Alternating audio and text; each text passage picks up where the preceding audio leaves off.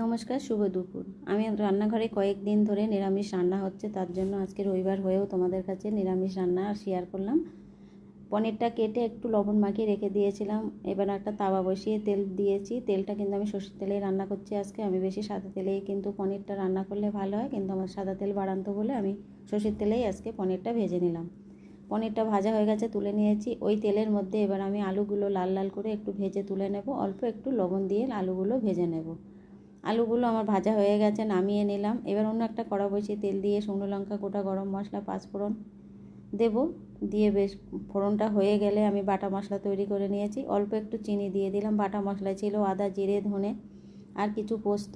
তারপরে টমেটোটা দিয়ে দিলাম, পরিমাণ মতো লবণ, হলুদ দিয়ে। এবার আমি আলুগুলো দিয়ে একটু কিছু সময় রেখে দেব। তেলটা ছেড়ে দিলে আমি জল দিয়ে দেব।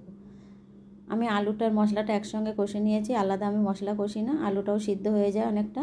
এবার আমার ঝোলটা ফুটে গেলে আমি পনিরগুলো দিয়ে ঢাকা দিয়ে বেশ কিছু সময় রান্না করে নিয়েছি। এবার ফিরে এসে একটু মিষ্টি দিয়ে দেব আর একটু ঘি গরম মশলা দিয়ে নামিয়ে নেব। কেমন হয়েছে কমেন্টে জানাবে। ভালো লাগলে লাইক, কমেন্ট, শেয়ার করে দেবে। অল্প মশলায় দেখো আমি কিভাবে রান্নাটা করলাম। এইভাবে হলেও একবার রান্না করে খেয়ে দেখবে। নিরামিষ দিনে দেখবে কেউ বলবে না যে আজকের খাওয়াটা খারাপ হয়েছে। আমার সব রেডি হয়ে গেছে, এবার নামিয়ে নেব। সরো ভীষণ গরম, আর একটু হালকা ঝোলেও রান্না করলাম গরমের দিনে, বেশি ঘন করিনি ঝোলটা। কেমন হলো পুরো ভিডিওটা দেখার জন্য অনেক ধন্যবাদ।